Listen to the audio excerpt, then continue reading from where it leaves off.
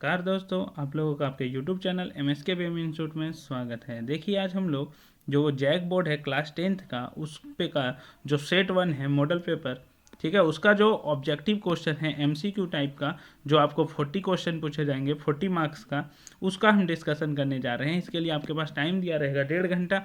और आपको पता है कि इस बार जो पैटर्न है हम यहाँ पे डिस्कस कर रहे हैं गणित के लिए, मैथ्स के लिए यदि बात करते हैं तो। और ये पूरा जो चैप्टर है, मतलब हम लोगों के पास पूरा बुक है, उससे ये MCQ पूछा गया है। तो इसमें हम लोग देखते हैं कि यदि हम बात करते हैं कि पहला क्वेश्चन बोलता है इसमें कि प्रत्येक प्रश्न के 4 विकल्प दिए गए हैं, सही विकल्प का आपको चयन करना है। तो 140 का अभाज्य गुणनखंड आपको बताना है। तो अब सोचिए 140 को आप इसको तोड़िए तो 2 का टेबल से इसको डिवाइड करेंगे तो 70, 2 का टेबल से इसको 35, 5 का टेबल इसको डिवाइड करेंगे तो 7 आएगा। इसे अभाज्य गुणनखंड इसलिए बोला जा रहा है क्योंकि यहाँ पे जो आप नंबर देखेंगे 2, 5, 7 सब अभाज्य नंबर मिलेंगे आपको। ठीक है, तो अब यहाँ पे देखिए कि 140 को आपने आप क्या लिख सकते हैं, 2 इंटू 2 इंटू 5 इंटू 7। ठीक है, 2 इंटू 2 इंटू 5 इंटू 7। अब ये देखिए कौन सा ऑप्शन में, तो आपको दिखेगा ये ऑप्शन नंबर सी में दिया गया है। तो पहले क्वेश्चन का आंसर हो गया सी। एक धनात्मक 6 क्यूब प्लस 5 के रूप का है, तो यह संख्या निम्न में से क्या है। सोचिए कितना सिंपल क्वेश्चन है, आपके पास पूछता है एक धनात्मक है, एक पॉजिटिव नंबर है कोई भी, जो 6 क्यूब प्लस 5 के फॉर्म का है, तो वो क्या हो सकता है। आप सोचिए 6 क्यूब प्लस 5 के फॉर्म का है, मतलब 6 क्यूब मतलब क्या होगा, 6 का मल्टीपल, मतलब 6 का टेबल में आता होगा। ठीक है, उसमें आप +5 ऐड करेंगे तो ये आपका 6 क्यूब कैसा नंबर हुआ, सम संख्या, मतलब इवन नंबर। उसमें आप 5 ऐड कर रहे हैं, मतलब ये विषम नंबर हुआ। और सम में से यदि आप विषम को ऐड करते हैं तो हमेशा आपको कैसा नंबर मिलेगा, विषम नंबर मिलेगा। तो आपका क्या हो गया, विषम संख्या, बी नंबर ऑप्शन हो गया। ठीक है, अगला क्वेश्चन है 5 + 2√3 किस प्रकार की संख्या है। तो देखिए 5 + 2√3, ये 5 जो है वो है आपका परिमेय संख्या और 2√3 जो है वो अपरिमेय संख्या है। जब भी हम लोग परिमेय और अपरिमेय को जोड़ते हैं या फिर घटाते हैं, हमेशा हम लोगों को अपरिमेय संख्या मिलती है। तो इसका आंसर हो जाएगा सी, अपरिमेय संख्या। देखिए अगला क्वेश्चन क्या दिया गया आपके पास। अगला क्वेश्चन है हम लोगों के पास कि दो धनात्मक पूर्णांक, कितने पूर्णांक दिए गए हैं, दो धनात्मक पूर्णांक ए तथा बी दिए रहने पर यदि अद्वितीय पूर्ण संख्याएं क्यू तथा आर विद्यमान है तो निम्न में से कौन सा कथन सत्य है। देखिए इसको आप समझ सकते हैं सिंपली। हम लोग देखते हैं कि हम लोग के पास होता है भाज्य बराबर भाजक प्लस भागफल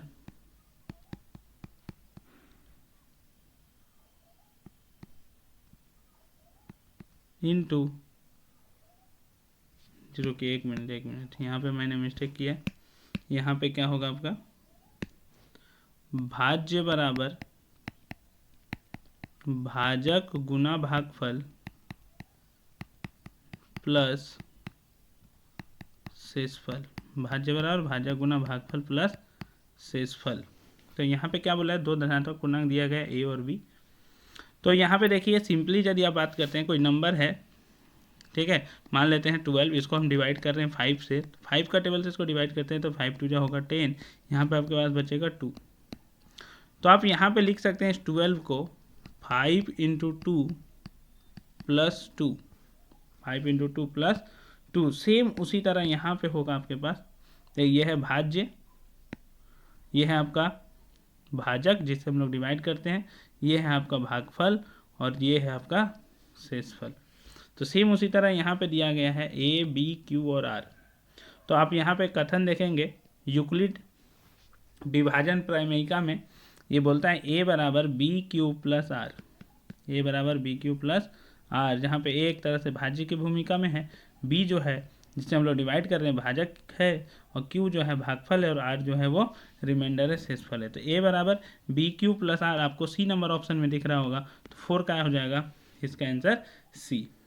ठीक है, अगले क्वेश्चन की ओर यदि हम आगे बढ़ते हैं तो अगला क्वेश्चन देखिए आपके पास क्या है, आपके स्क्रीन पर आपको दिख रहा होगा अगला क्वेश्चन। अगला क्वेश्चन दिया गया है, अगला क्वेश्चन है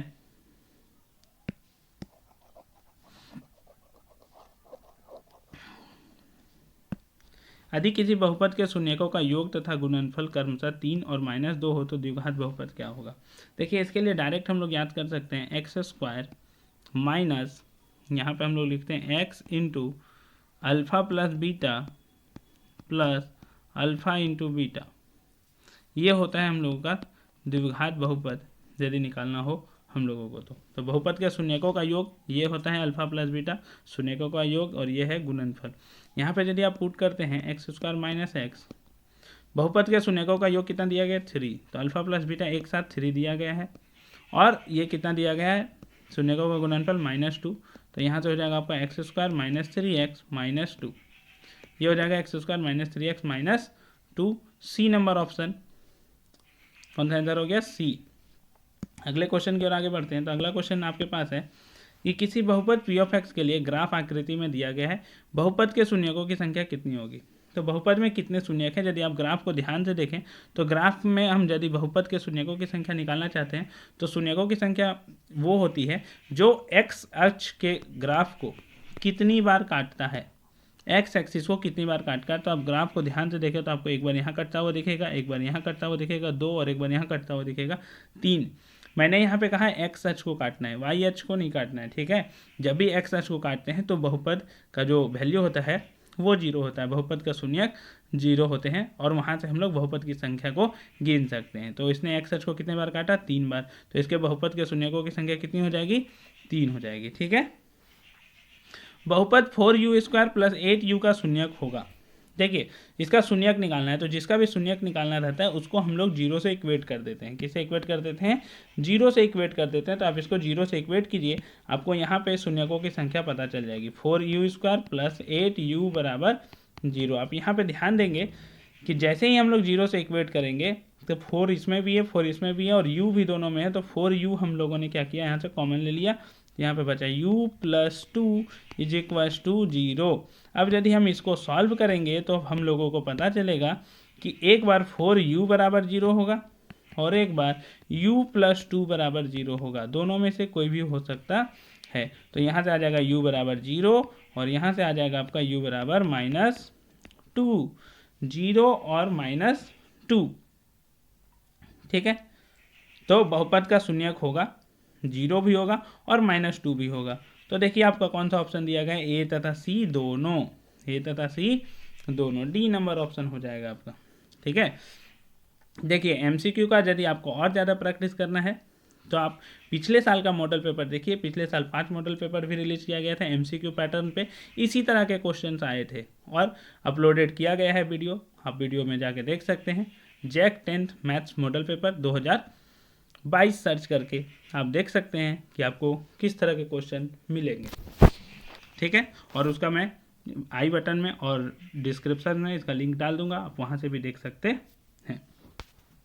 अगले क्वेश्चन की ओर हम लोग आगे बढ़ते हैं। तो देखिए अगला क्वेश्चन क्या बोलता है हमें कि दो रैखिक समीकरण युग्म दिए गए हैं, a1x plus b1y plus c1 बराबर 0, a2x plus b2y plus c2 बराबर 0।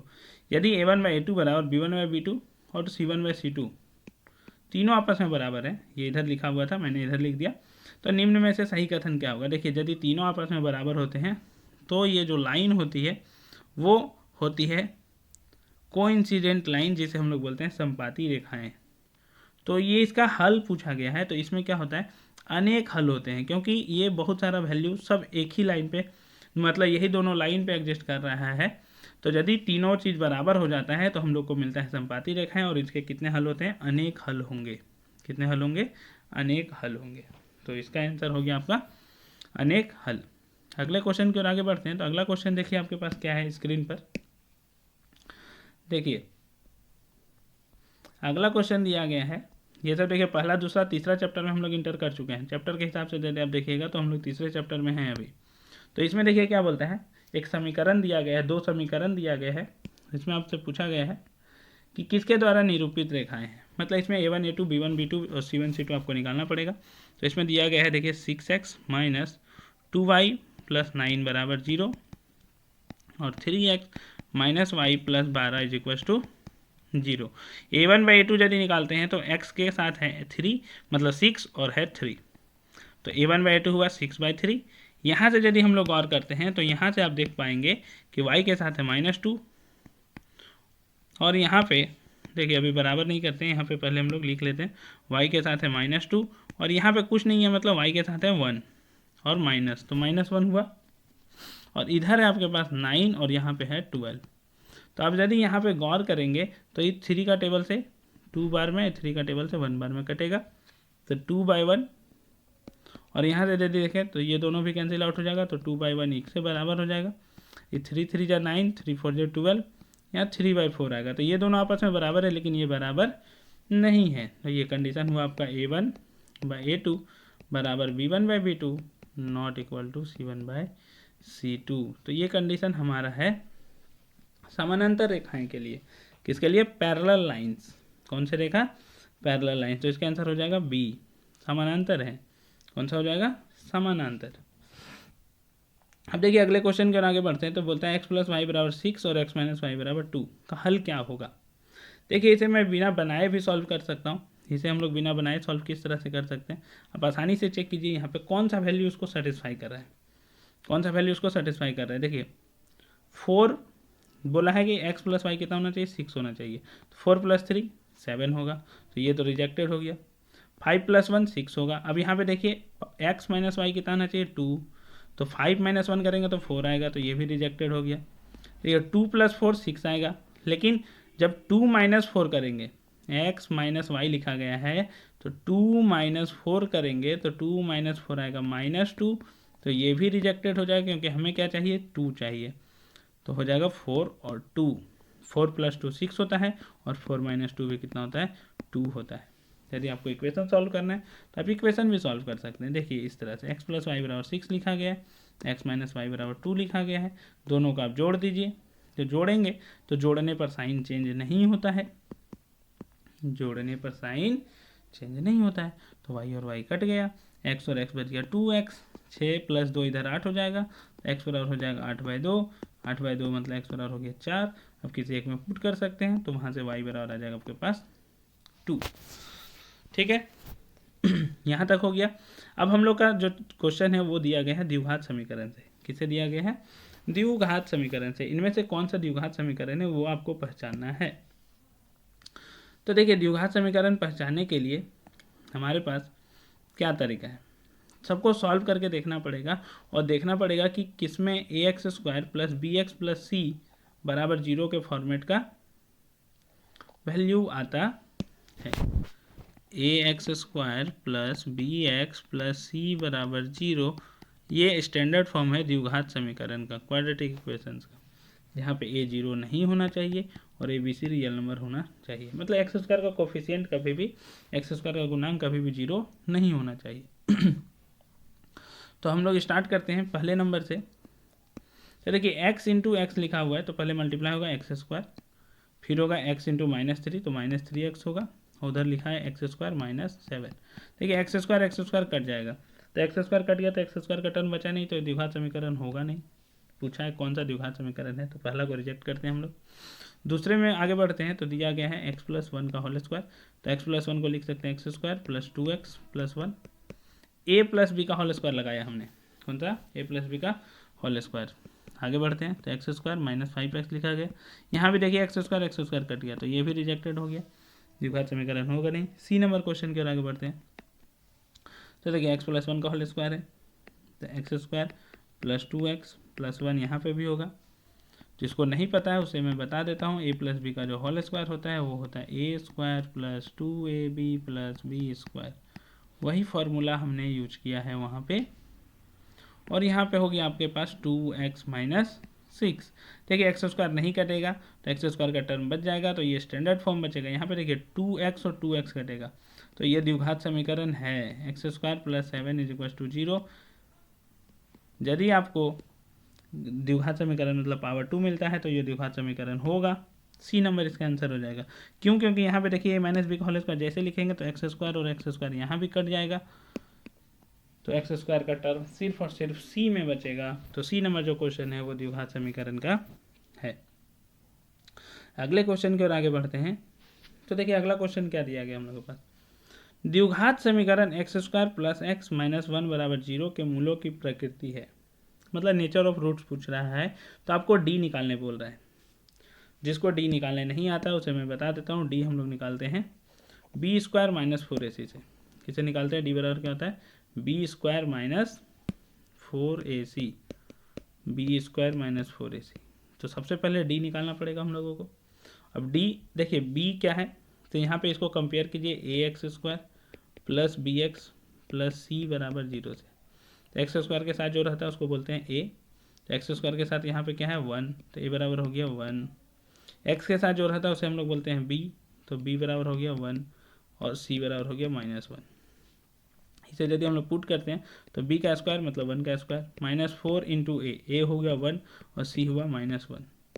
1 का स्क्वायर हुआ -1 मतलब 1 का स्क्वायर हुआ 1 और माइनस हो जाएगा प्लस, 4 इंटू 1 4 ही होगा। मल्टीप्लाई करके देख लीजिए, ये इंटू का साइन है, इंटू का, ठीक है। तो 4 + 1 हो गया 5। तो मतलब डी जो है वो ग्रेटर देन 0 है। डी यदि ग्रेटर देन 0 है तो आपके पास, तो डी यदि 0 से बड़ा होता है तो हम लोग बोलते हैं जो मूल है वो वास्तविक है और असमान है। क्या है? वास्तविक है और असमान है। तो इसका आंसर हो जाएगा ए। वास्तविक तथा समान तब होता है जब डी बराबर आपका 0 आता। क्या आता? डी बराबर 0। और वास्तविक नहीं है कब आता? डी लेस देन 0 होने पर। ये 3 केस मिलता है आपको। तो वास्तविक और तथा असमान होगा क्योंकि डी ग्रेटर देन क्या आया है? 0 आया।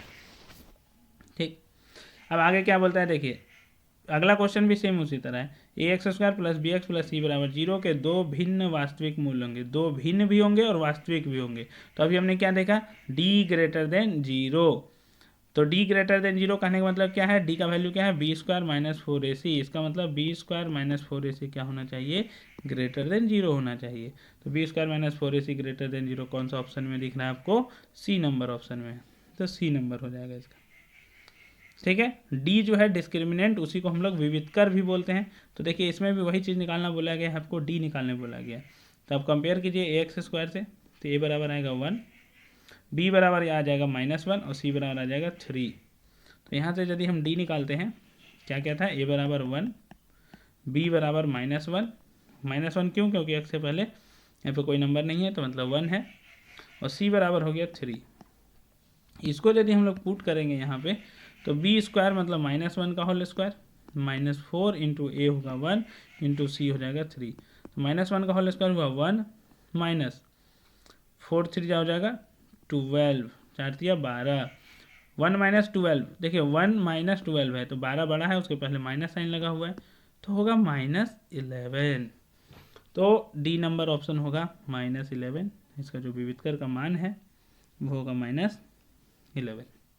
ठीक, ये था द्विघात समीकरण था। देखिए अब अगला चैप्टर आ चुका है आपके पास जिसका नाम है समानांतर श्रेणियाँ। चैप्टर 5 में हम लोग पहुँच चुके हैं। इतना डिस्कस करने के बाद मतलब आप देख लीजिए, यदि आप 4 नंबर तक चैप्टर तक पढ़ लेते हैं अच्छे से तो आपको चैप्टर 4 तक 14 क्वेश्चन मिलेंगे। एक एक नंबर के 14 नंबर आसानी से आप उठा सकते हैं। देखिए कितना सिंपल क्वेश्चन है। आप सिर्फ प्रैक्टिस कीजिए, आपका मार्क्स आएगा। ठीक है। और मैंने पहले ही कहा कि ये सब का मैंने वीडियो पिछले साल सेट वाइज चैनल पे अपलोडेड कर दिया है और चैप्टर वाइज किया है। तो चैप्टर वाइज में आपको क्या होगा और आसानी होगा कि चैप्टर वाइज समझने में कि एक्चुअली में कौन सा वैल्यू कहाँ पे हम लोग यूज करते हैं, किस तरह से तरीका यूज करते हैं। ठीक है, किस तरह का तरीका यूज करेंगे ताकि सवाल जल्दी हम बना सकें। तो देखिए प्रथम पद ए दिया गया है, सार्वंतर डी दिया गया है, एपी का एनवां पद लिखिए। तो ये फॉर्मूला ही हम लोग के पास a n is equal to a plus N minus 1 into D. A n है एनवां पद, ए है पहला पद, एन है नंबर ऑफ टर्म्स मतलब पदों की संख्या और डी है सार्वंतर कॉमन डिफरेंस। तो ए एन बराबर a plus N minus 1 into d. D number option हो गया। एक एपी दिया गया, उसका 30वां पद पूछा गया। तो देखिए एपी पहले से बोल दिया, तो 30वां पद, तो देखिए एन की जगह यदि हम 30 रखते हैं यहाँ पे, एनवां पद का फॉर्मूला आता है ए 30 बराबर ए प्लस एन माइनस 1 मतलब 30 माइनस 1, 30 माइनस 1 कितना होता है 29 डी। मतलब आपको ए चाहिए और डी चाहिए। देखिए ए कितना है, ए मतलब पहला पद कितना है 10 प्लस 29 इंटू डी क्या होता है कि दूसरा पद में से पहला पद को घटा दीजिए, दूसरा पद में से पहला पद को घटा दीजिए।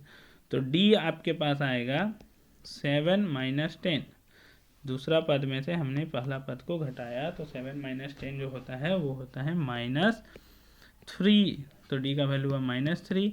यदि हम यहाँ पे पुट करेंगे तो 10 माइनस होगा 87 और यहाँ से आ जाएगा -77। तो सी नंबर आंसर हो जाएगा इसका। कौन सा आ जाएगा? सी, -77। अगला क्वेश्चन देखिए क्या बोलता है। उसी तरह क्वेश्चन है कि एक एपी है, उसका कौन सा पद 78 है। कौन सा पद, तो यहाँ पे खुद बोल दिया है कि एन जो है वो कितना है 78 और आपको निकालना क्या है, एन निकालना है। कौन सा पद, एन का वैल्यू तो देखिए a plus N minus 1 into D, A plus N minus 1 into D बराबर होगा 78। ए का वैल्यू कितना होगा, यहाँ से यदि आप देखेंगे तो ए जो है हम लोगों के पास वो कितना है 3 plus N minus 1 into D का वैल्यू कितना है। तो देखिए सेकंड में से यदि हम फर्स्ट टर्म को घटाते हैं तो डी का वैल्यू होगा 8 माइनस 3 हो जाएगा 5। तो यहाँ पे हम लोग रखेंगे डी की जगह 5 बराबर 78। अब यहाँ पे गौर कीजिए 3 प्लस में है तो पहले उधर जाएगा तो माइनस में होगा। तो एन माइनस 1 इंटू 5 बराबर 78 माइनस 3। 78 माइनस 3 कितना हो जाएगा 75। अब यहाँ से क्या होगा, ये 5 जो है इधर मल्टीप्लाई में उधर जाएगा तो क्या होगा, डिवाइड होगा। तो डिवाइड होगा तो देखिए क्या होगा, यदि हम बात करते हैं तो n माइनस 1 बराबर 75/5।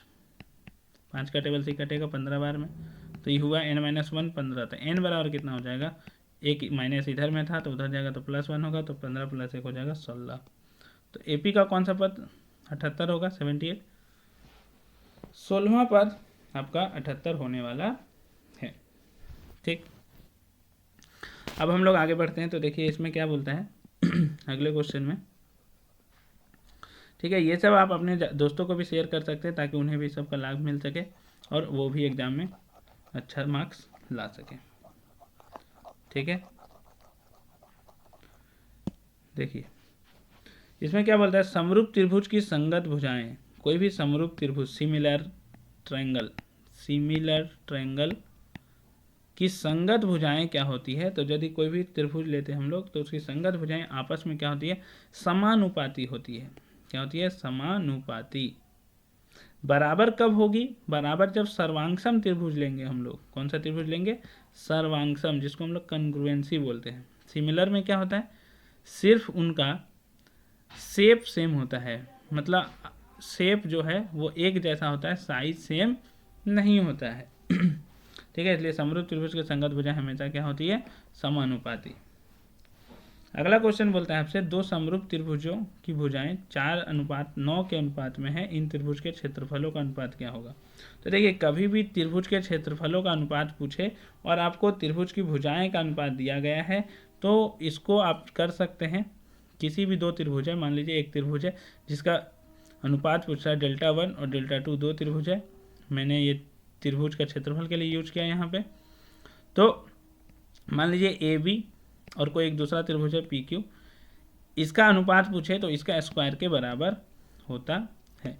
अब यहाँ पे देखिए क्वेश्चन में क्या दिया है, 4:9, तो 4/9, तो इसका स्क्वायर यदि आप करेंगे तो 4 का स्क्वायर होगा 16 और 9 का स्क्वायर होगा 81। तो दो त्रिभुज के यदि भुजा दिया गया है तो उसका आप स्क्वायर कर दीजिए, अनुपात दिया गया उसका वर्ग निकाल लीजिए, आपका त्रिभुज का क्षेत्रफलों का अनुपात मिलेगा। कितना हो जाएगा, 16:81। ठीक है, अगले क्वेश्चन में क्या बोलता है, देखिए एक त्रिभुज ABC है। देखिए आप त्रिभुज ABC बनाएंगे तो आपको सब कुछ समझ में आएगा कि इसमें करना क्या है। जिस तरह बोला गया है आप एक बार बना के देखिए।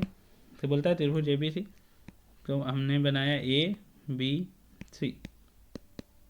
ठीक है, इसमें बोला गया है AB जो है वो 6√3 है, 6√3 सेंटीमीटर, और AC जो है वो 12 सेंटीमीटर है, और BC जो है वो 6 सेंटीमीटर है। तो आपसे पूछा गया है कि कौन B क्या है। देखिए आप ध्यान से यहाँ पे देखिए, हम लोग जानते हैं कि किसी भी दो त्रिभुज, मतलब किसी भी त्रिभुज में यदि हम दो भुजाओं का वर्ग का योग करते हैं, जोड़ते हैं, और वो तीसरी भुजा के बराबर आ जाता है तो वो पाइथागोरस थ्योरम फॉलो करता है, और जिसे हम लोग बोलते हैं लंब का स्क्वायर प्लस आधार का स्क्वायर बराबर कर्ण का स्क्वायर। ठीक है, यदि आप यहाँ पे उसी चीज़ को गौर करें तो आपको 6√3 का जो स्क्वायर होगा उसको करने पर मिलेगा 36 इंटू 3, 6 का स्क्वायर होगा 36 और √3 का स्क्वायर होगा 3, 36 इंटू 3 होगा 108, 6 का स्क्वायर करने पे आपको मिलेगा 36, कितना मिलेगा, और 12 का स्क्वायर करने पे मिलेगा 144। अब देखिए 108 प्लस 36 जोड़ेंगे तो 144 आ जाता है। इसका मतलब ये आपका कर्ण होगा, जो सबसे बड़ा साइड होगा, क्या होगा, कर्ण होगा, जिसे हम लोग बोलते हैं हाइपोटेन्यूज। और कर्ण के सामने वाला जो एंगल होता है वो होता है 90 डिग्री, तो एंगल बी जो होगा वो कितना हो जाएगा, 90 डिग्री। ठीक है। इस तरह से हम लोग यहाँ पे देख सकते हैं, किसी दो साइड का वर्ग करने के बाद यदि हम जोड़ते हैं और तीसरे साइड के बराबर आ जाता है उसके स्क्वायर के, तो हम लोग बोल सकते हैं कि जो सबसे बड़ा साइड है वो क्या है, कर्ण है, और हाइपोटेन्यूज है, और उसके जो सामने एंगल जो होगा वो कितना डिग्री बनेगा, 90 डिग्री। मतलब ये एक समकोण त्रिभुज है। मूल बिंदु से बिंदु P3,4 की दूरी है। तो देखिए सबसे पहले किसी भी दो पॉइंट के बीच का जो डिस्टेंस होता है वो होता है, यदि आपके पास दो पॉइंट दिया गया है x2 माइनस x1 का whole square plus y2 minus y1 का होल स्क्वायर, ये होता है किसी भी दो पॉइंट से। ए कोई पॉइंट मान लीजिए x1 y1 और बी कोई पॉइंट है x2 y2, और इसके बीच का डिस्टेंस निकालना था, क्या निकालना था, ए बी। तो सेम उसी तरह यहाँ पे यदि आप गौर करें तो मूल बिंदु ओरिजिन को हम लोग बोलते हैं, तो 0,0 और 3,4 लिखा गया है। तो यहाँ पे यदि हम रखेंगे x2 माइनस x1, तो 3 माइनस 0 का होल स्क्वायर प्लस 4 माइनस 0 का होल स्क्वायर, तो 3 का स्क्वायर होगा 9, 4 का स्क्वायर हो जाएगा 16, 16 प्लस 9 होता है 25, और 25 का वर्ग स्क्वायर रूट करेंगे तो आ जाएगा 5, कितना आ जाएगा, 5। तो इसका आंसर हो जाएगा 5 मात्रक, सी नंबर, कितना हो जाएगा, सी। बिंदुओं, दो बिंदु दिया गया है को मिलाने वाली रेखाखंड का मध्य बिंदु है। देखिए मध्य बिंदु कैसे निकालते हैं हम लोग, यहाँ पे समझते हैं। मध्य बिंदु के लिए हम लोग क्या करते हैं, कोई भी दो बिंदु यदि दिया गया है और हमको उसके बीच का मध्य बिंदु निकालना है, तो ये क्या होता है, देखिए एक x1 y1 दिया गया है और b जो है वो x2 y2 यदि दिया गया है और इसके मध्य बिंदु निकालना है, तो ये क्या होता है, दोनों को जोड़ना है, ठीक है, और डिवाइडेड बाई 2 कर लेना है। सेम उसी तरह y1 प्लस y2 को जोड़ना है और डिवाइडेड बाई 2 करना है, x1 प्लस x2, क्योंकि ये इसका मिड में है तो दोनों को जोड़ के डिवाइडेड बाई 2 कर देंगे। तो सेम यहाँ पे दिया गया, देखिए 2 दिया गया है यहाँ पे और 4 है, तो 2 प्लस 4 कितना हो जाएगा, 6, 6 डिवाइडेड बाई 2 कितना होगा, देखिए 6 डिवाइडेड बाई 2 होगा 3। तो एक ही ऑप्शन बचता है आपका सी, आगे आपको बनाने का ज़रूरत ही नहीं है, टिक लगाने का क्वेश्चन है। तो देखिए आराम से आप आगे चेक कर सकते हैं इसे, लेकिन वही होगा क्योंकि और 3 किसी में है ही नहीं एक्स में। 7 प्लस 12 बाई 2 हो जाएगा 6। अगले क्वेश्चन की ओर यदि हम लोग आगे बढ़ते हैं तो देखिए अगला क्वेश्चन है आपके पास ये सब क्वेश्चन सिंपल क्वेश्चन दिया गया है, आप थोड़ा सा यदि दिमाग लगाएंगे सारा क्वेश्चन बहुत ही आसानी से बनने वाला है, तो इस पर आप गौर कीजिए। तो देखिए अगला क्वेश्चन हम लोगों के पास क्या है, हम लोगों के पास दिया गया है 2 sin a बराबर sin 2a, 2 sin a बराबर sin 2a, तो a का मान होगा। देखिए उसको सिंपल बनाने का क्या तरीका है, अब वैल्यू पुट करके देख लीजिए कि किस वैल्यू के लिए इसको सेटिस्फाई कर रहा है। साइन 30 डिग्री रखेंगे तो साइन 30 डिग्री का वैल्यू कितना होता है, हाफ, और हाफ यदि रखेंगे और ये साइन हाफ हुआ और 2 से मल्टीप्लाई होगा, कितना है 2 sin a, तो 2 से मल्टीप्लाई करेंगे तो 2 2 हो जाएगा 1, और 1 कब होता है आपको पता होना चाहिए, साइन 90 डिग्री पे कितना होता है वैल्यू, 1 होता है। तो इधर साइन 90 तो होगा नहीं, 60 होगा, मतलब ये तो होगा नहीं। सेम उसी तरह 45 की यदि बात करते हैं तो देखिए 2 इंटू साइन 45 कितना होता है 1/√2, और इधर कितना हो जाएगा, देखिए 45 का डबल हो जाएगा 90 और साइन 90 होता है 1, तो ये भी होगा नहीं दोनों तरफ से। यदि आप साइन 0 डिग्री की बात करते हैं तो साइन 0 डिग्री होता है 1, मतलब साइन 0 डिग्री होता है 0, कितना होता है 0। अब 2 इंटू 0 होगा 0, और उधर लिखा हुआ साइन 2a मतलब 2 इंटू 0, तो इधर भी कितना होगा साइन 0 मतलब 0 हो जाएगा। तो सी नंबर इसका आंसर होगा। ठीक है, ऑप्शन से पुट करके आसानी से हम लोग बना सकते हैं। अगला क्वेश्चन दिया है cos 48 degree minus sine 42 degree का मान कितना होगा।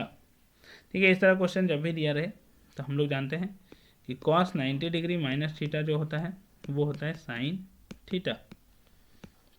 ठीक है, कॉम्प्लीमेंट्री एंगल किसी भी दो एंगल का सम 90 डिग्री होता है जिसे हम लोग बोलते हैं समपूरक कोण। तो यहाँ पे यदि आप गौर करेंगे समपूरक कोण तो 48 और 42 को जोड़ने पर 90 आ रहा है। तो cos यदि 48 डिग्री लिखा हुआ है, कितना लिखा गया है cos 48 डिग्री, तो उसे हम लोग देखिए यहाँ पे देखिए cos 48 लिखा गया है, तो उसे हम लोग इस तरह से फॉर्म में लिख सकते हैं ताकि उसको जोड़ने पर 90 आ जाए। जैसे साइन 90 डिग्री माइनस थीटा बराबर क्या होता है cos थीटा। तो cos 48 डिग्री यदि लिखा गया है तो उसे हम लोग लिख सकते हैं साइन 90 डिग्री माइनस 48 डिग्री। अब साइन 90 डिग्री माइनस 48 डिग्री इसको लिख सकते हैं। इसका मतलब ये क्या हो गया, साइन 90 माइनस 48 कितना होता है 42, तो साइन 42 डिग्री बन गया। मतलब सिंपली बोलिए कि cos 48 को हम लोग लिख सकते हैं साइन 42 डिग्री और माइनस कितना हो रहा है sine 42 degree. Sine 42 same value है, कट जाएगा तो आंसर हो जाएगा 0। यही काम हम लोग यहाँ पे भी कर सकते थे। cos 48 डिग्री लिखा गया है माइनस साइन 42 डिग्री को क्या लिख सकते थे cos 48 डिग्री, और cos 48 कैंसिल आउट हो जाता तो आंसर आ जाता 0। ठीक है, अगले क्वेश्चन की ओर आगे बढ़ते हैं। तो अगला क्वेश्चन है हम लोगों के पास साइन ए बराबर कितना दिया गया है 3/5। साइन ए बराबर कितना दिया गया है 3/5। पूछा जा रहा है cos ए कितना होगा। तो ये राइट एंगल ट्रायंगल हम लोग बनाएंगे। ठीक, ये 90 डिग्री होगा, इसको हम लोग ए मान लेते हैं। तो देखिए ये होगा आपका लंब, साइन थीटा क्या होता है ऊपर वाला को क्या बोलते हैं लंब और नीचे वाला क्या बोलते हैं कर्ण। ठीक है, तो लंब है 3 और कर्ण है 5। ऐसे तो 3 के और 5 के होता है। ठीक है, 3 के और 5 के होता है, लेकिन हम लोग 3 और 5 भी मानेंगे तो कोई दिक्कत होने वाला नहीं है। तो हम लोग को कॉस में क्या चाहिए आधार बाई कर्ण चाहिए। तो हम लोग पाइथागोरस थ्योरम लगाएंगे। तो आपको पता चलेगा कि पाइथागोरस थ्योरम जब हम लोग लगाएंगे तो जो आधार है वो मेरा आ जाएगा 4। क्यों, क्योंकि देखिए 5 का स्क्वायर होता है 25, 3 का स्क्वायर 9 और 4 का स्क्वायर हो जाएगा 16। तो इस दोनों का स्क्वायर करने पे जोड़ेंगे तो 25 आएगा और वो 25 के बराबर है। तो आपके पास आ जाएगा cos ए आधार बाय कर्ण, तो आधार हो गया 4 और कर्ण हो गया 5, तो 4/5 हो जाएगा। ठीक है, देखिए यहाँ पे टिक लगाने का है तो मैं एकदम शानदार ट्रिक बताऊंगा। यहाँ पे आप बहुत ही आसानी से बना सकते हैं। देखिए साइन ए कितना लिखा हुआ 3/5, तो आपको एक वैल्यू तो यहाँ पे मिल गया, एक वैल्यू मिल गया कितना कर्ण मिल गया 5। तो देखिए नीचे में किस में 5 दिया गया, आप आसानी से देख सकते हैं। तो नीचे में 5 एक ही में दिया गया 4/5। आप इसको एक बार करके देख सकते हैं कि सेम आ रहा है या नहीं आ रहा है। तो 3 और 4 को आप जोड़ के देखिए स्क्वायर करने के बाद, तो 3 का स्क्वायर होगा 9, 4 का स्क्वायर होगा 16, दोनों को जोड़ेंगे तो 25, 5 का स्क्वायर 25 होता है। मतलब एकदम सही है। ठीक है, अगले क्वेश्चन की ओर यदि हम लोग आगे बढ़ें तो अगला क्वेश्चन देखिए हम लोगों के पास क्या दिया गया है। अगला क्वेश्चन है हम लोगों के पास धरती पर एक मीनार ऊर्ध्वाधर खड़ी है।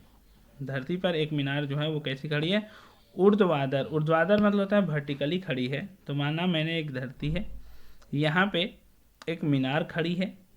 बोला गया है कि धरती के एक बिंदु जो मीनार के पाद बिंदु से 15 मीटर दूर है। धरती पर एक बिंदु है जिसे हमने P मान लिया है यहाँ पे, ये मीनार के पाद बिंदु से 15 मीटर की दूरी पर है और मीनार के शिखर का उन्नयन कोण। देखिए उन्नयन कोण मतलब क्या होता है कि हम इस नीचे से धरती से इसको ऊपर देख रहे हैं। क्या देख रहे हैं नीचे से ऊपर देख रहे हैं। तो यहाँ जो एंगल बन रहा है वो बन रहा है 60 डिग्री। तो मीनार की ऊंचाई कितनी होगी। तो मीनार ए बी था, तो आपसे ए बी का वैल्यू पूछा जा रहा है कितना होगा। तब सोचिए दिया क्या है आपके पास, आपके पास दिया गया है आधार। यदि मैं इसे यहाँ पे 90 डिग्री देखता हूँ तो ये है आपके पास आधार, क्योंकि एंगल ये 60 डिग्री है। तो आपको निकालना क्या है लंब। तो लंब और आधार किस में होता है टेन थीटा में यूज होता है। हम लोग को पता है टेन थीटा बराबर क्या होता है लंब बटा आधार। तो थीटा कितना है 60 डिग्री, टेन 60 डिग्री बराबर क्या हो जाएगा लंब बटा आधार। लंब कितना है ए बी, आधार कितना है 15, तो यहाँ पे यदि आप पुट करते हैं टेन 60 डिग्री का वैल्यू तो वो होता है √3 AB डिवाइडेड बाई 15। तो AB बराबर कितना हो जाएगा 15√3, क्योंकि ये इससे मल्टीप्लाई होगा। तो AB बराबर हो जाएगा 15√3। तो 15√3 हो गया मीनार की ऊंचाई।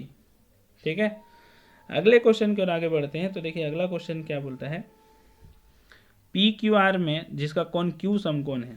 देखिए त्रिभुज बनाइए, आंसर पाइए। तो पहले त्रिभुज बनाते हैं हम लोग। एक PQR त्रिभुज दिया गया है जिसमें Q समकोण है, तो Q को हमने बनाया 90 डिग्री पे, और P और R इधर लिखे हम लोग। बोलता है PQ जो है वो 3 सेंटीमीटर है और PR जो है वो 6 सेंटीमीटर है। तो QPR कितना होगा, QPR। देखिए इस एंगल का वैल्यू पूछ रहा है कितना होगा। तो देखिए यदि आप इस एंगल को लेते हैं तो ये आपके लिए होगा आधार, और 90 के जस्ट सामने ये है तो ये आपका होगा कर्ण। तो आधार और कर्ण किस में यूज होता है, तब दिमाग लगाइए। तब बोलेंगे सर cos थीटा जब हम लोग लिखते हैं ना तो लिखते हैं आधार बाय कर्ण। तो बोला मैंने कि लगा के देखिए, आधार कितना दिया गया है 3, कर्ण कितना है 6, 3/6 मतलब कितना होगा 1/2, 1/2। अब cos थीटा हाफ कब होता है ये तो पता होना चाहिए ना। तो ये आपको ध्यान में रखना है कि cos थीटा हाफ होता है जब थीटा का वैल्यू होता है 60 डिग्री। तो ये वैल्यू जो होगा वो कितना हो जाएगा 60 डिग्री हो जाएगा। ठीक है, कितना हो जाएगा 60 डिग्री। ठीक, अगले क्वेश्चन की ओर आगे बढ़ते हैं हम लोग। तो देखिए 27 नंबर तक हम लोग क्वेश्चन कर चुके हैं। अगले क्वेश्चन की ओर आगे बढ़ते हैं। तो अगला क्वेश्चन आपके स्क्रीन पर ये रहा। इसमें क्या दिया गया है यदि हम लोग बात करते हैं तो ये सबसे पहला क्वेश्चन इसमें दिया गया है कि एक वृत्त की कितनी स्पर्श रेखाएं हो सकती है। एक वृत्त की कितनी स्पर्श रेखाएं हो सकती है। तो देखिए मैं यहाँ पे थोड़ा सा बताता हूँ कि ये क्वेश्चन कंप्लीट क्वेश्चन नहीं है यदि हम बात करते हैं तो, क्योंकि कितनी स्पर्श रेखाएं हो सकती है कहाँ से ये नहीं पूछा गया है इसमें। क्योंकि देखिए एक वृत्त है, स्पर्श रेखा क्या होता है जो उसको सिर्फ टच करते हुए निकल जाए। तो देखिए एक वृत्त है, सोचिए एक बिंदु बाहर है, तो बाहर से यदि हम बात करते हैं तो बाहरी बिंदु से हम इस वृत्त पर 2 स्पर्श रेखाएं खींच सकते हैं जो इसको छूते हुए निकल सकती है, छूते हुए निकल सकती है। ठीक है, तो यहाँ से 2 स्पर्श रेखाएं हो गए बाहरी बिंदु से। तो यहाँ दिया नहीं है इस क्वेश्चन में, तो आप देख लीजिएगा यहाँ पे कि मैं यहाँ पे समझाता हूँ कि एक्चुअली में क्या क्या होगा। एक वृत्त है जिसके ऊपर एक बिंदु है, तो यहाँ पे कितनी स्पर्श रेखाएं होंगी, एक। कितनी रेखाएं होंगी, एक स्पर्श रेखाएं होंगी। और यदि यही वृत्त के अंदर होगा कोई बिंदु तो ये स्पर्श रेखा नहीं कहलाएगी, ये स्पर्श रेखा नहीं है। वृत्त पर है तो एक स्पर्श रेखा, और वृत्त के बाहर है तो 2 स्पर्श रेखा। और यदि यहाँ पे हम कोई भी बिंदु लेकर ड्रॉ करते रहे, मान लीजिए यहाँ पे ड्रॉ करेंगे तो एक स्पर्श रेखा, यहाँ पे ड्रॉ करेंगे तो एक और, यहाँ पे बनाएंगे तो एक और स्पर्श रेखा, यहाँ पे बनाएंगे तो एक और, यहाँ पे बनाएंगे तो एक और। तो बिंदु कंफर्म नहीं है कि कितने बिंदु से खींचना है, तो ऐसे बहुत सारे स्पर्श रेखाएं हो सकती है। यदि बाहरी बिंदु से बोला जाए तो 2 स्पर्श रेखाएं होंगी। वृत्त पर यदि कोई बिंदु है तो एक स्पर्श रेखाएं होंगी। तो एक वृत्त की कितनी स्पर्श रेखाएं होंगी हो सकती है, हम लोग यहाँ पे कुछ कंफर्म नहीं दिया गया है, तो आप बोल सकते हैं कि इनमें से कोई नहीं। क्यों, क्योंकि बताया ही नहीं गया है कि ये जो बिंदु है वो कहाँ पर है। बिंदु यदि बाहर होगी तो 2 स्पर्श रेखाएं, बिंदु यदि वृत्त पर होगी तो एक स्पर्श रेखाएं, और बहुत सारे बिंदु यदि हम वृत्त पर लेते रहें तो बहुत सारे स्पर्श रेखाएं को हम खींच सकते हैं। ठीक है, यदि यहाँ पे हम क्वेश्चन में कुछ चेंज करते हैं तो हमें स्पर्श रेखाएं पता चल सकती है। ठीक है, यदि हम लोग यहाँ पे क्वेश्चन में बिंदु दिया रहेगा कि बिंदु कहाँ पर है तो हम लोग बता सकते हैं कि कितनी स्पर्श रेखाएं हो सकती है। अब अगले क्वेश्चन की ओर आगे बढ़ते हैं। ठीक है, आपको ये क्वेश्चन समझ में आएगा क्वेश्चन में कहाँ से गलती किया गया है पूछने में। 5 सेंटीमीटर त्रिज्या वाले एक वृत्त के बिंदु P पर, ये कितने, यहाँ पे ध्यान दीजिएगा, एक वृत्त है, इसका त्रिज्या जो रेडियस है वो कितना है 5 सेंटीमीटर है। 5 सेंटीमीटर त्रिज्या वाले एक वृत्त के बिंदु P पर स्पर्श रेखा पी क्यू, एक स्पर्श रेखा खींची गई है। कौन सी स्पर्श रेखा? P Q. एक स्पर्श रेखा खींची गई है जिसे हम लोग बोल रहे हैं पी क्यू। देखिए मैं यहाँ पे डायग्राम को थोड़ा बड़ा में बनाता हूँ ताकि आप यहाँ पे समझ पाएँ। एक वृत्त है, इसकी त्रिज्या जो है 5 सेंटीमीटर है। यहाँ पे इसका जो केंद्र है वो है, एक हमने त्रिज्या खींचा, ठीक है। बिंदु P,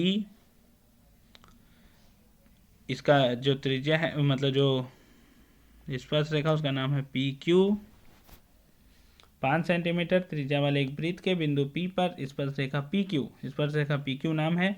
केंद्र O से जाने वाली एक रेखा में बिंदु Q पर इस प्रकार मिलती है। देखिए बिंदु केंद्र से जा रहा है और इससे इस प्रकार मिलती है कि OQ बराबर जो है आपके पास वो दिया गया है 12 सेंटीमीटर।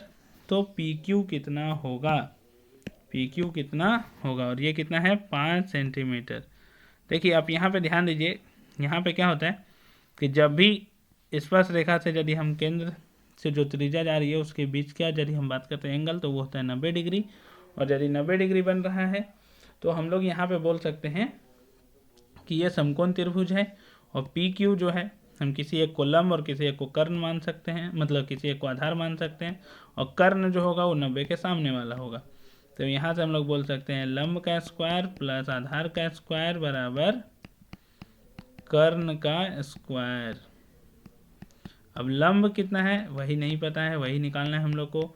आधार कितना है? 5, 5 का स्क्वायर। कर्ण कितना है? 12, 12 का स्क्वायर 144। तो देखिए लंब का स्क्वायर कितना आएगा? 12 का स्क्वायर हो जाएगा 144 और 5 का स्क्वायर उधर जाएगा तो होगा -25। तो 144 - 25 कितना हो जाएगा?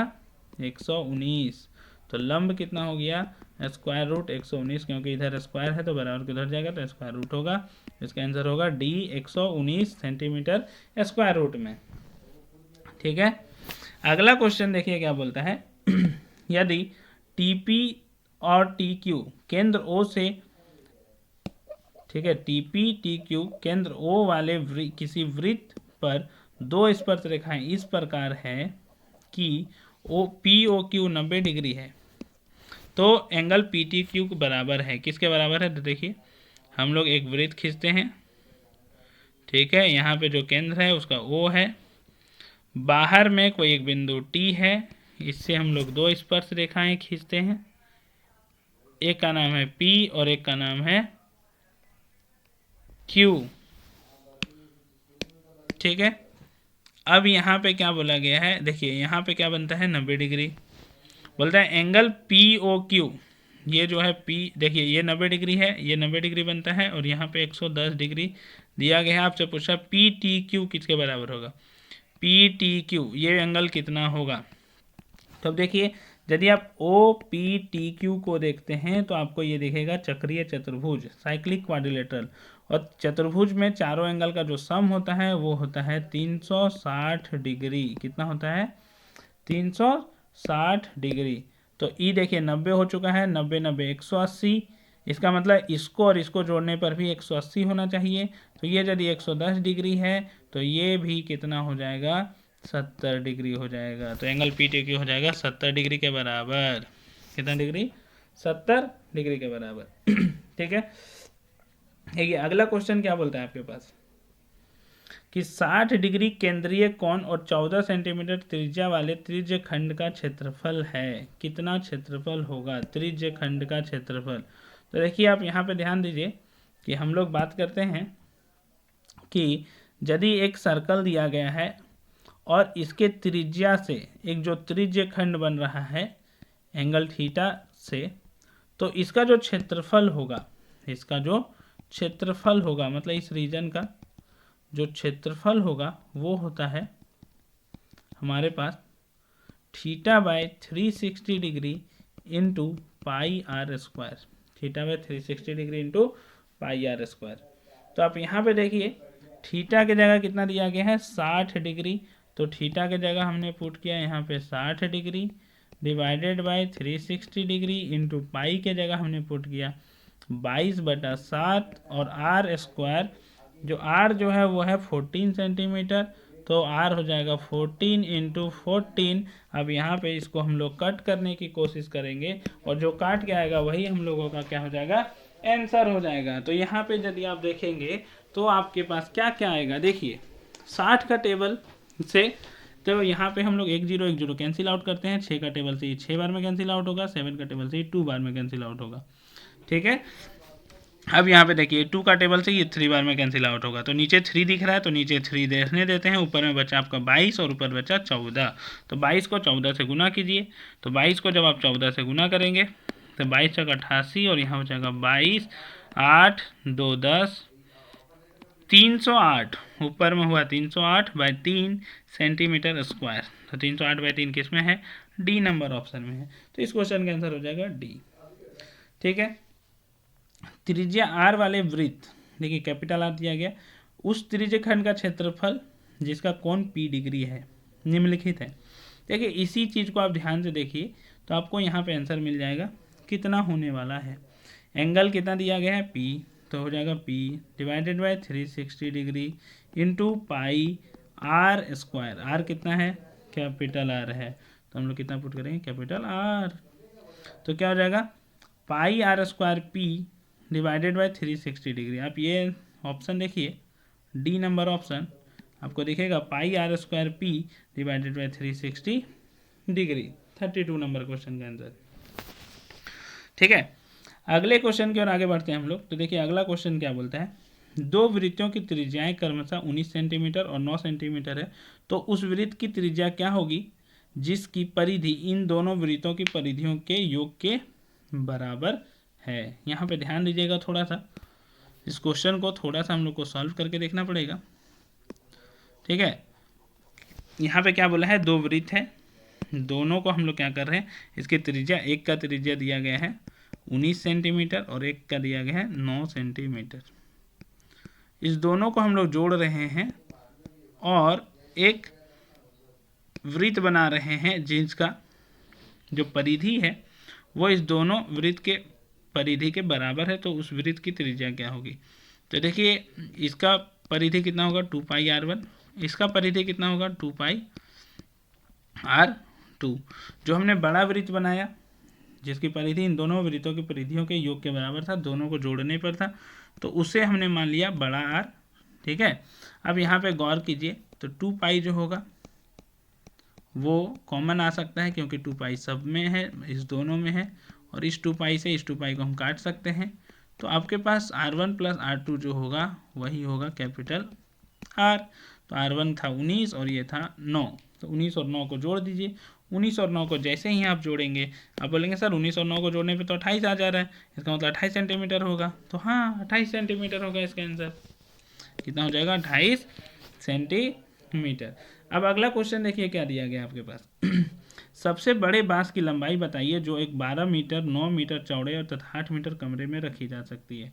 तो अब सोचिए एक कमरा है, ठीक है, क्या दिया गया है, एक कमरा दिया गया है, इसमें आपको एक बांस रखना है और इसमें क्या बोला गया है कि जो कमरा है उसकी लंबाई है 12 मीटर, चौड़ाई जो है वो है 9 मीटर और ऊंचाई जो है वो है 8 मीटर। तो कितना लंबा एक बांस रखा जा सकता है। तो अब सोचिए बांस को जैसे भी आप रखेंगे, तो बांस को रखने के लिए आपको इसके डायगोनल विकर्ण के बराबर बांस की लंबाई रख सकते हैं जो सबसे अधिक होगी, और ये घनाभ है मेरे पास, और घनाभ में जो विकर्ण की लंबाई होती है वो होती है लंबाई का स्क्वायर प्लस चौड़ाई का स्क्वायर प्लस ऊंचाई का स्क्वायर वर्ग रूट, उसके बाद उसका क्या कर देंगे वर्गमूल ले लेंगे, स्क्वायर रूट ले लेंगे।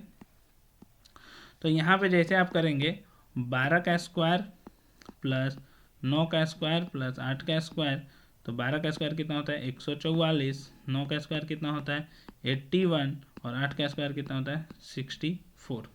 तीनों को जोड़ेंगे तो आपका देखिए क्या आएगा, हम लोगों के पास आ जाएगा 144, 4 और 1 5, 4 9, 6 और 8 14, 4 18, 18 के 8, हाथ में एक और एक 2, स्क्वायर रूट 289 आया, मतलब 17। कितना आ गया? 17 मीटर आंसर हो गया इसका। कितना हो गया? 17 मीटर, 17 मीटर। ठीक है, तो एक बड़े बांस की लंबाई जो इसमें रखा जा सकता है वो होगा 17 मीटर का। ठीक, अब हम लोग अगले क्वेश्चन की ओर आगे बढ़ते हैं। तो देखिए अगला क्वेश्चन क्या दिया गया है आपके पास। एक शंकु की ऊंचाई, क्या बताना है? एक शंकु की ऊंचाई दिया गया है, तिर्यक ऊंचाई बताना है। एक शंकु की ऊंचाई 12 सेंटीमीटर है तथा इसके आधार का व्यास 10 सेंटीमीटर है, तो शंकु की तिर्यक ऊंचाई ज्ञात कीजिए। तो देखिए एक शंकु यदि है तो ये है हमारा शंकु। शंकु में तिर्यक ऊंचाई निकालना है आपको। ये है शंकु की ऊंचाई और ये होती है तिर्यक की ऊंचाई, और ये है शंकु का जो बेस है, आधार है, उसकी त्रिज्या। तो यहाँ से जब हम लोग एक त्रिभुज देखते हैं, समकोण त्रिभुज, ये आपको दिख रहा होगा। यदि मैं इसका नाम लिख दूं ABC, तो एक समकोण त्रिभुज है। तो 90 के जस्ट सामने जो होता है वो होता है कर्ण, जो सबसे बड़ा है। तो L स्क्वायर बराबर होता है R square plus H square. लंब का स्क्वायर प्लस आधार का स्क्वायर बराबर कर्ण का स्क्वायर। तो यहाँ से यदि हम L निकालते हैं तो होगा R square plus H square का स्क्वायर रूट, वर्गमूल करना पड़ेगा। तो R कितना दिया गया है? आधार का व्यास जो है वो है 10 सेंटीमीटर। तो यहाँ ध्यान दीजिए व्यास दिया गया है। क्या दिया गया? व्यास। तो व्यास दिया गया है 10, तो हम लोग को सबसे पहले त्रिज्या निकालना पड़ेगा। त्रिज्या क्या होता है? व्यास का आधा। तो व्यास का आधा करेंगे तो 5 सेंटीमीटर होगा।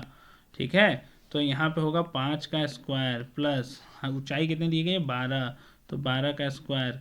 अब 5 का स्क्वायर होता है 25, 12 का स्क्वायर होता है 144, 144 प्लस 25 होता है 169, 169 का वर्गमूल करेंगे तो आ जाएगा 13 सेंटीमीटर। इसका हो जाएगा 13 सेंटीमीटर तिर्यक ऊंचाई। अगले क्वेश्चन की ओर आगे बढ़ते हैं। तो इसी तरह का एक क्वेश्चन और दिया गया है।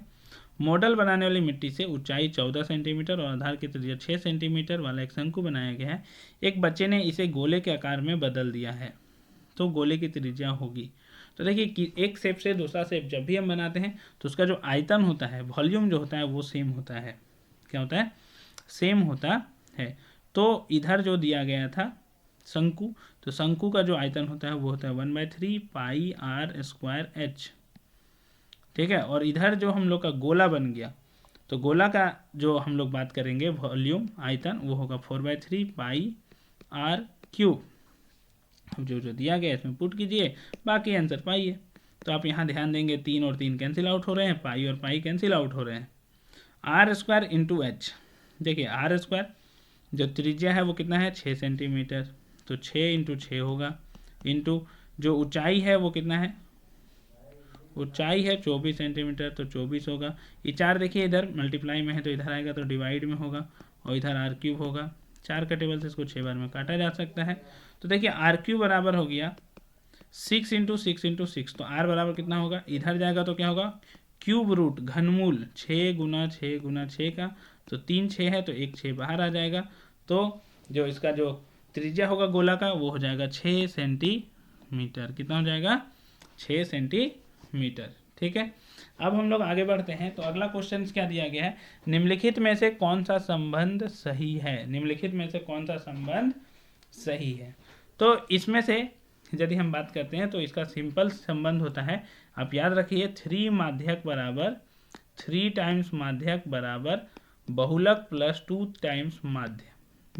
3 टाइम्स माध्यक बराबर बहुलक प्लस 2 टाइम्स माध्य। अब ये देखिए ये ऑप्शन किस में दिया गया है? तो ये ऑप्शन है आपका बी नंबर में। इसको इधर से उधर करके भी दिया जा सकता है, लेकिन आप ध्यान में रखेंगे 3 टाइम्स माध्यक बराबर बहुलक प्लस 2 टाइम्स माध्य। इसे याद रखने के लिए मैं देखिए बता देता हूँ, जो सबसे बड़ा दिख रहा है नंबर टाइप में उसमें 3 लिखेंगे हम लोग, और जहाँ जहाँ माँ है उसी में नंबर लिखना है। देखिए माध्य जो है वो 2 हो जाएगा, और जो सिंपली बहुलक है वहाँ पे कोई नंबर लिखने का जरूरत नहीं है। अब आगे क्या बोलता है? वर्ग अंतराल एवं संचयी बारंबारता के बीच खींचे गए आलेख को क्या कहते हैं? देखिए वर्ग अंतराल और संचयी बारंबारता के बीच जो ग्राफ खींचा जाता है, आलेख, उसे हम लोग बोलते हैं ओगीव। क्या बोलते हैं? ओगीव। हिंदी में हम लोग उसे बोलते हैं तोरण। क्या बोलते हैं? तोरण। ठीक है, अगले क्वेश्चन की ओर आगे बढ़ते हैं। तो अगला देखिए क्वेश्चन है प्रायिकता से। किसे पूछा गया आपसे? प्रायिकता का क्वेश्चन पूछा गया है। प्रायिकता का क्वेश्चन क्या बोलता है इसमें? निम्नलिखित में से कौन सी संख्या किसी घटना की प्रायिकता नहीं हो सकती है? तो देखिए, प्रायिकता किसी भी घटना की यदि हम बात करते हैं तो वो हमेशा 0 से 1 के बीच में ही होती है। यदि 0 होता है तो उस तरह के हम लोग घटना को बोलते हैं, मतलब श्योर इवेंट, निश्चित घटना। मतलब 0 होती है तो उसे बोलते हैं असंभव घटना। ठीक है, वो कभी नहीं हो सकती है। 0 यदि होगी तो असंभव घटना, वो कभी भी नहीं हो सकती है। और यदि 1 होती है तो उसे हम लोग बोलते हैं श्योर इवेंट, निश्चित घटना, वो हमेशा होगी। और हमेशा प्रायिकता इसी दो के बीच में लाई करेगी। तो क्या नहीं हो सकती? आप देखिए, एक नेगेटिव में दिया गया आंसर, तो -1.5 कभी नहीं हो सकती है। बाकी सारा वैल्यू हो सकते हैं। ये भी 0 से 1 के बीच में है, 15% है, मतलब 15/100 है। ये भी 0 से 1 के बीच में 0.17 है। ये भी 0 से 1 के बीच में है। इसके बाद जो क्वेश्चन पूछा गया है, अगला नंबर क्वेश्चन, ठीक है, तो यहाँ पे ध्यान रखिएगा, इसका आंसर क्या हो जाएगा? -1.5। अब आगे बोलता है एक घटना है जिसकी प्रायिकता दी गई है, तो पूछा गया ई नहीं, मतलब जो नहीं हो सकता उसकी प्रायिकता क्या होगी? तो हम लोग को पता है एक घटना ई और एक घटना ई नहीं, इस दोनों के होने की जो प्रायिकता है उसका जो सम होता है, जोड़ने पर 1 आता है। कितना आता है? 1। ठीक है, एक एक घटने का और नहीं घटने का, यदि दोनों को हम जोड़ेंगे तो कितना आ जाएगा? 1 आ जाएगा। क्यों आ जाएगा? देखिए, आप सोचिए कि एक घटना घटा, ठीक है, उसके होने की प्रायिकता और नहीं होने का, यदि हम इस दोनों को जोड़ेंगे तो हम लोग का आ जाएगा टोटल जो है सैंपल स्पेस है वो आ जाएगा, तो उसका प्रायिकता तो हमेशा 1 ही होगा। तो यहाँ पे देखिए 0.05 दिया गया है इसका, और इससे आपको पूछ रहा है प्रायिकता, तो क्या होगा? प्रायिकता निकालना है तो 1 में से इसको घटा दीजिए 0.05 को, तो यदि हम इसको घटाएंगे तो आपके पास आ जाएगा आंसर। तो यहाँ पे घटाने में बहुत कोई गलती करता है, तो मैं यहाँ पे बता देता हूँ। इस तरह से देखिए घटाना है आपको, 10 में से 5 गया 5, यहाँ पे बच जाएगा 9, यहाँ पॉइंट, ये 1 कैरी जा चुका था तो यहाँ कुछ नहीं बचा, तो हो गया आपका 0.95। सी नंबर ऑप्शन हो गया 40 का। ठीक है, तो इस तरह ये क्वेश्चन हम लोग का यहाँ पे समाप्त हो गया। 40 MCQ हम लोगों ने बहुत ही आसानी से डिस्कस किया। आप इसे एक बार आसानी से, मतलब बिना देखे भी बना सकते हैं, और जो डाउट हो तो फिर से आप देख सकते हैं। ठीक है, आपको ये वीडियो कैसा लगा आप हमें कमेंट के माध्यम से बता सकते हैं, और ज़्यादा से ज़्यादा अपने दोस्तों को शेयर करें। आपने हमें धैर्य से सुना, उसके लिए बहुत बहुत धन्यवाद। हम लोग फिर मिलेंगे अगले वीडियो में, तब तक के लिए हैव अ नाइस डे।